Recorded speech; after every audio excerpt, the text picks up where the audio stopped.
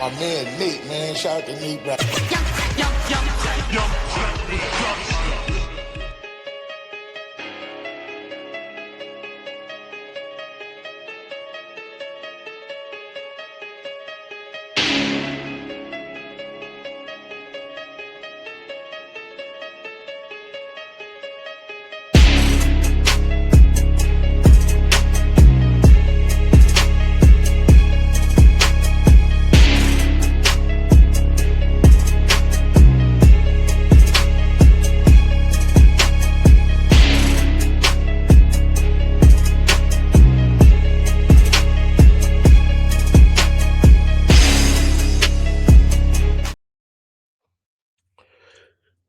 What up? What up? What up? What up? Ladies and gents, boys and girls, you are now tuned in to a brand new video of Sportsway with Dre A podcast. I am your host with the most, the Hood's ESPN, Crystal Street's very own, Dre A. What's up? What's up? What's up? Once again, thank y'all for y'all continued support of the podcast. Keep it going, keep it growing, keep it flowing. If you haven't already, it's right there on the bottom of the screen. Sportsway with Dre A podcast is the name. Also, hit that notification bell so that way, once a video is uploaded, you will get a notification letting you know that I dropped a new video. Like the video, share the video, leave a comment, tell a friend, all that good stuff.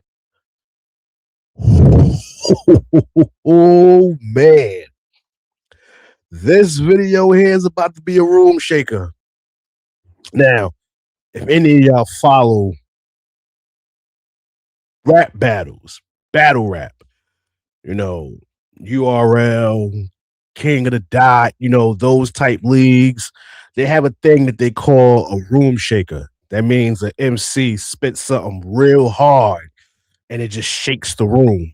Well, what I'm going to do with this, I'm going to shake the room. I'm definitely going to shake the room with what I got to say for this. But this is a warning to Caitlinclark apologists. I'm not even going to say stands. It's Caitlinclark apologists. Y'all not going to want to watch this. Y'all not going to want to watch this. But maybe you need to watch it.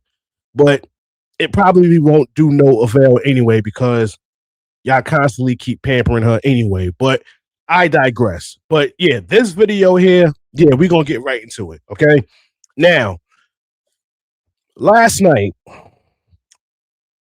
the Portland Fire went to work on the Indiana Fever, all right? Now, listen, I watched the game. I was going back and forth from the Fever Fire game and the Spurs and Thunder game. I was basically going back and forth watching. Now, I do know that the Indiana Fever did start the game on a very good run.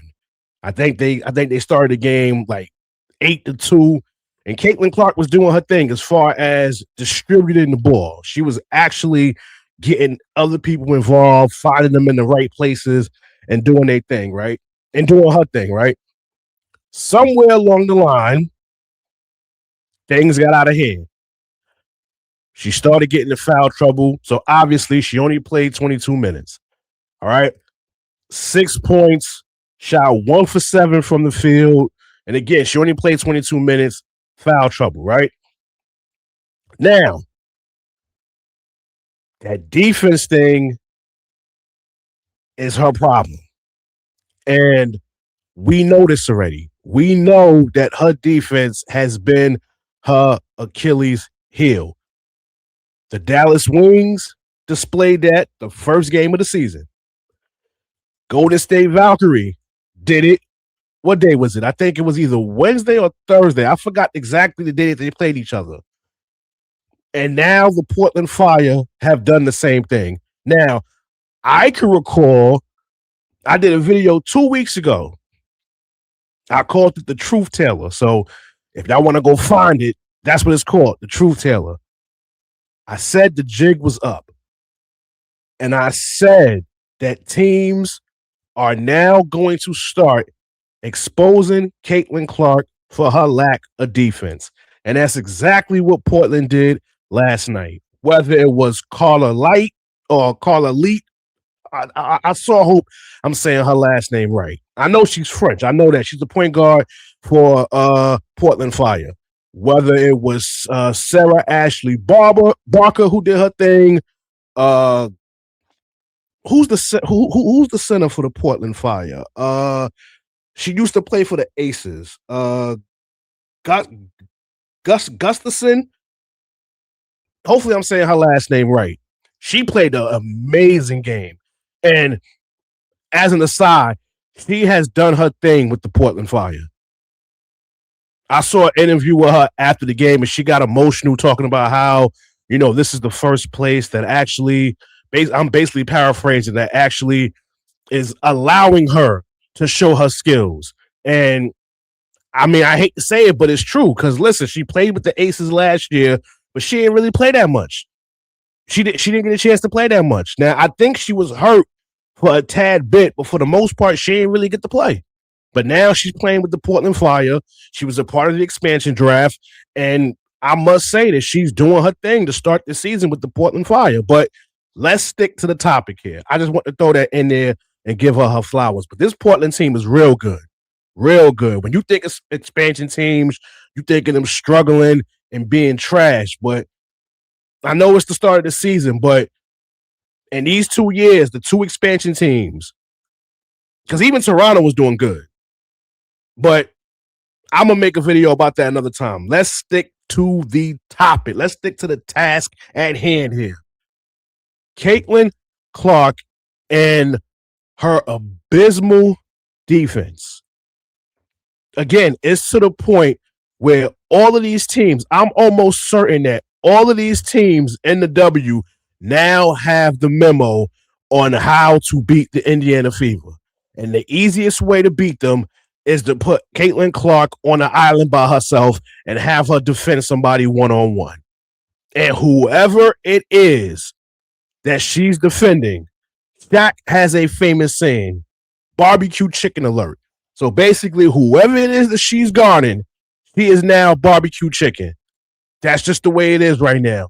And it's looking like every team has that jotted down on their whiteboard, on their chalkboard or blackboard or whatever it is that they use.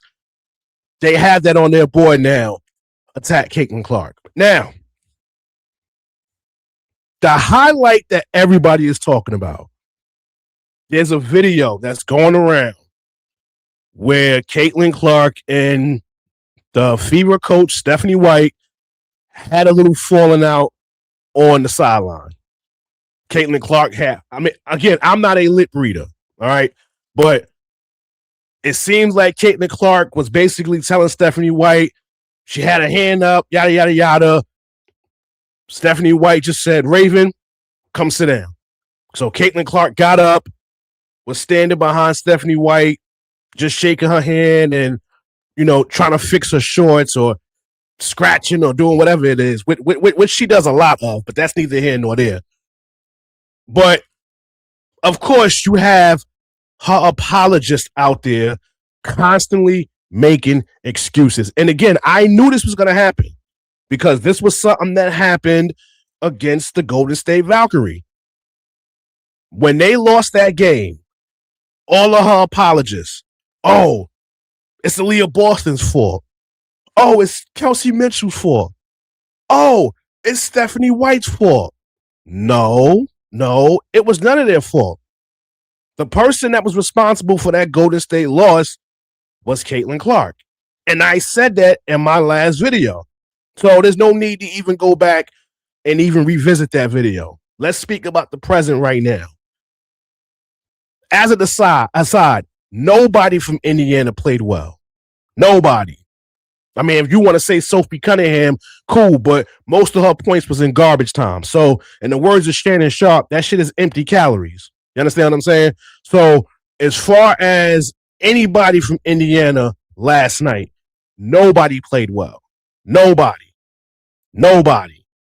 Like Portland just went on a crazy run at the end of the first quarter, and Indiana never recovered from it. But this is the reason why I'm doing this video, and this is where her apologist is going to hate me.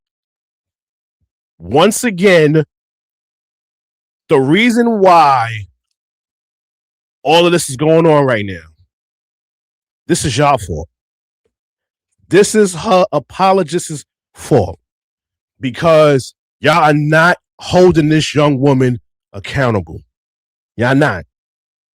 What y'all do is, and y'all do this every chance y'all get, whenever Indiana loses a game and she plays bad, because some of the times they lose, she has a bad game.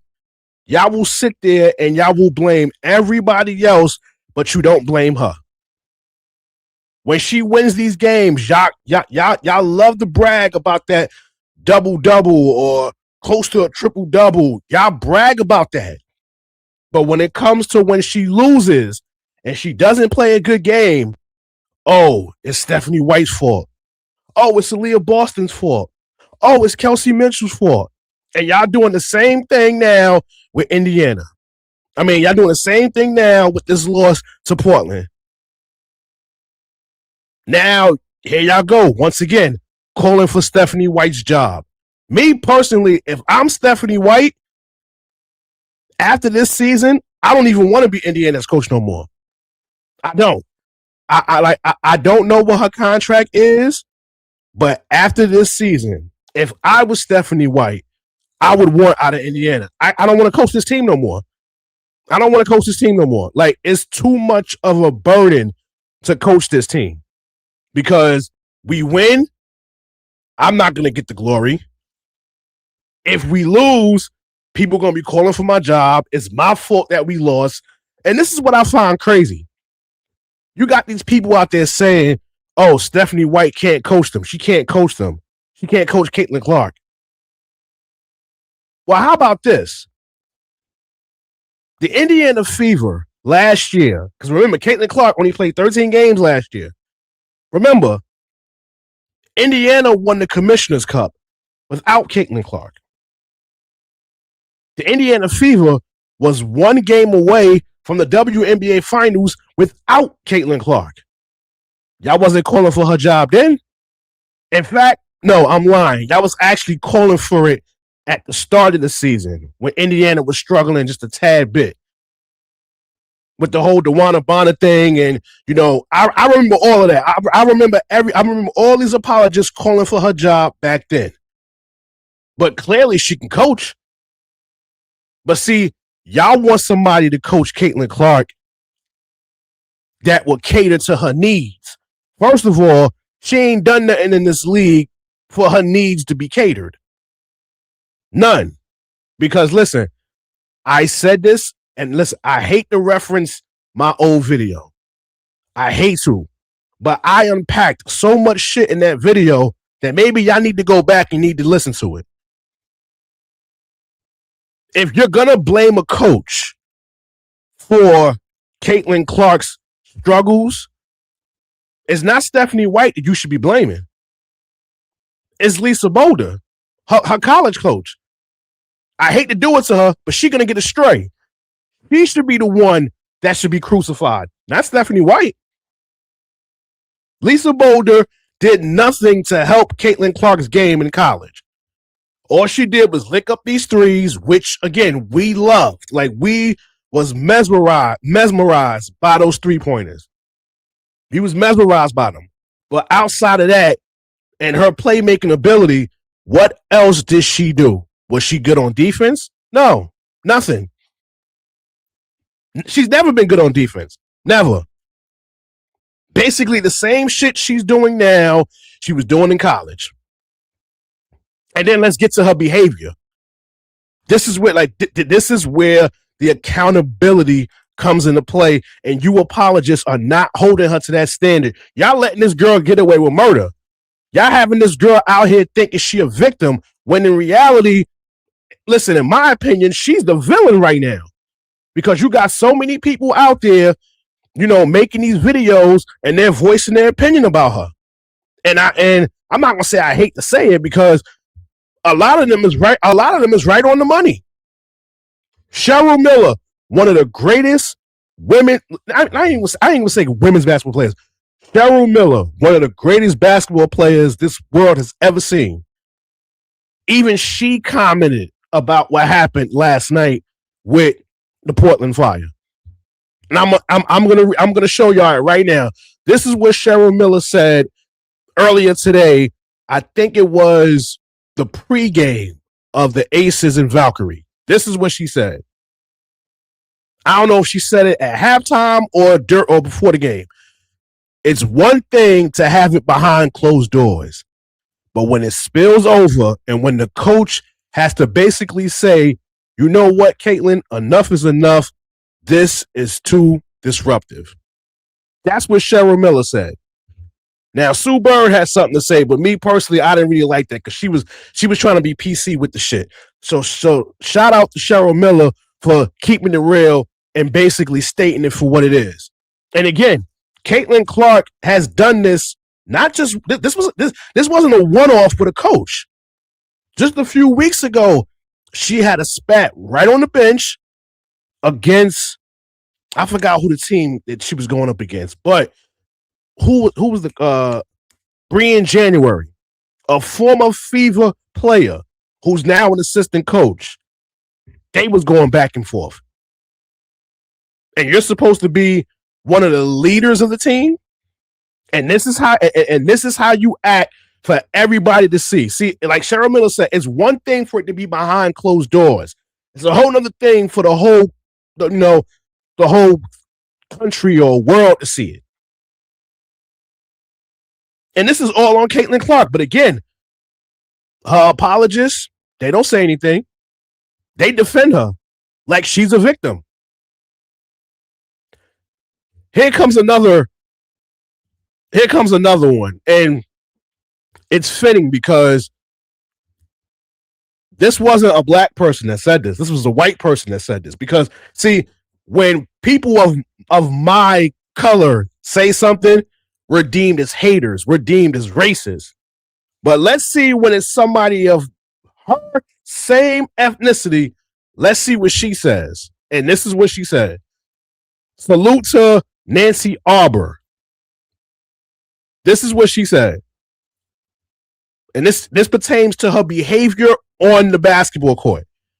What she does, how she acts, has an impact both on the current league and the players who will be in its future.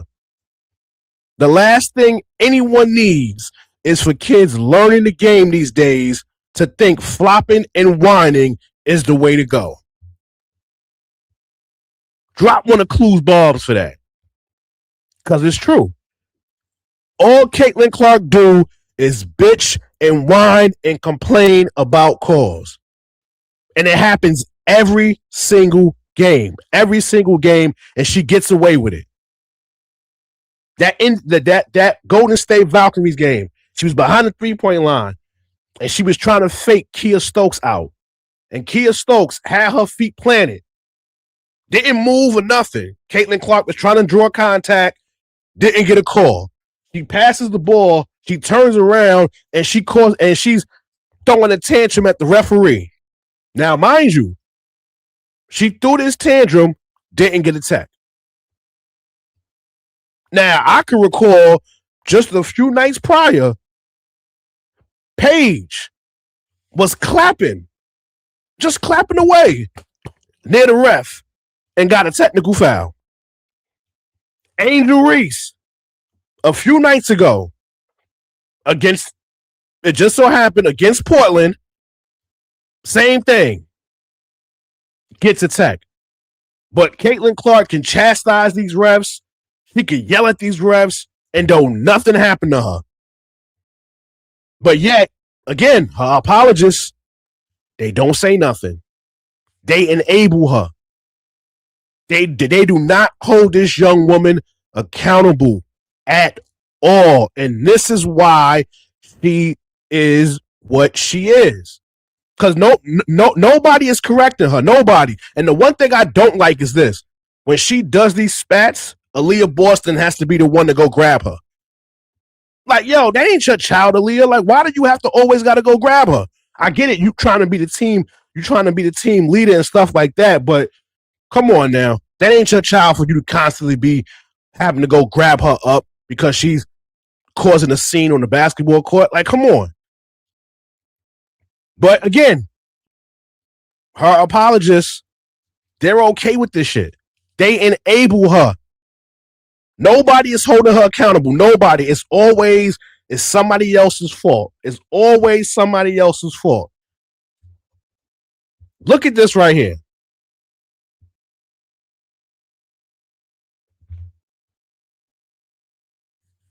Total isolation. Caitlinclark has been isolated on defense 42 times to start this season. Like I said, the memo was out. The memo was out on Caitlinclark.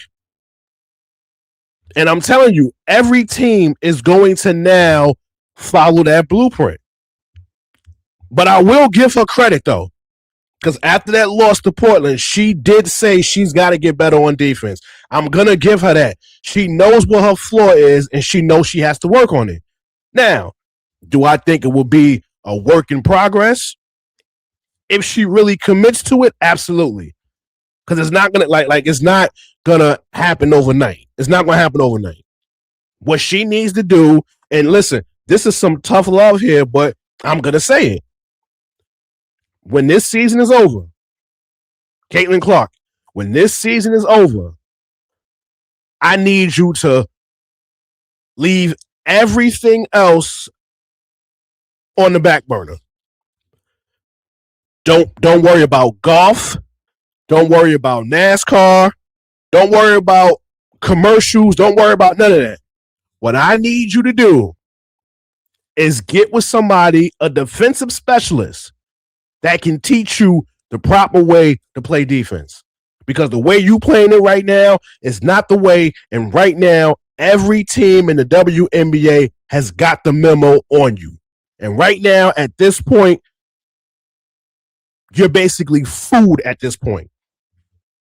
And every team knows it. Every team knows it. And from the look of your upcoming schedule, wow.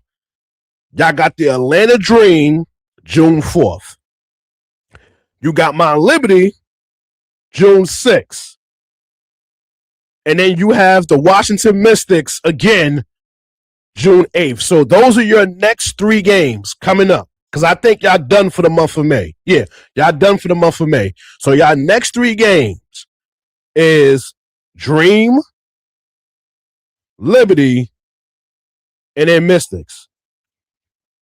That Dream game is going to be interesting. Now, obviously, we know the reason why it's going to be interesting.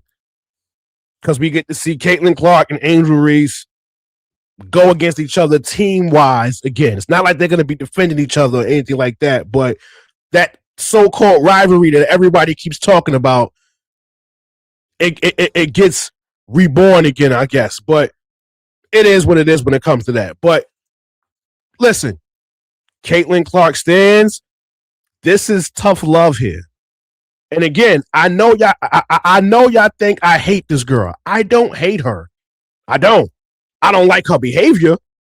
I don't like it at all. Because I know for a fact, if this was somebody else, oh, y'all will be going nuts. Y'all will lose your mind. Y'all will call her a thug.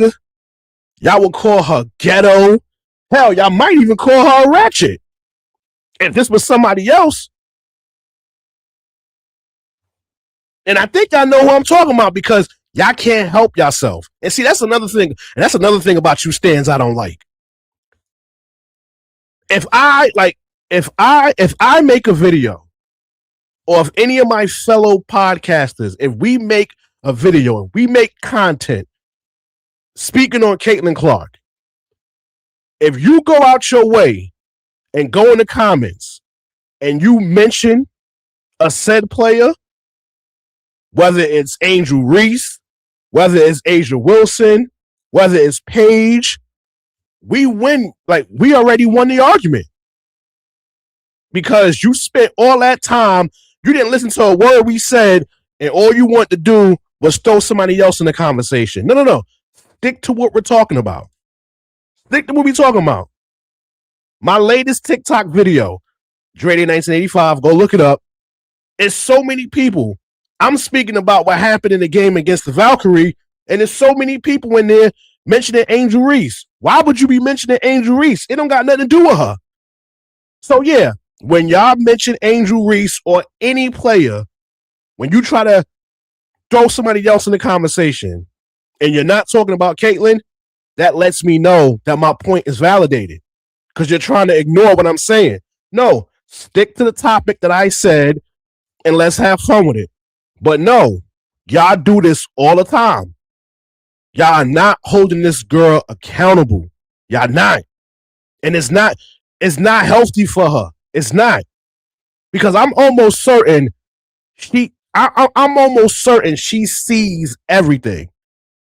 She sees and she watches. And I'm almost certain she sees her apologists constantly glazing her, constantly defending her. And she thinks what she's doing is okay. And it's not okay. It's not. Like, we love what she's done for the league. We're not taking that away from her.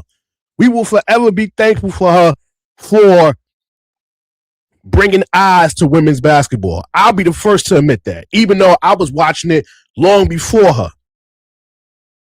But when we say these things, it's not because we don't like her.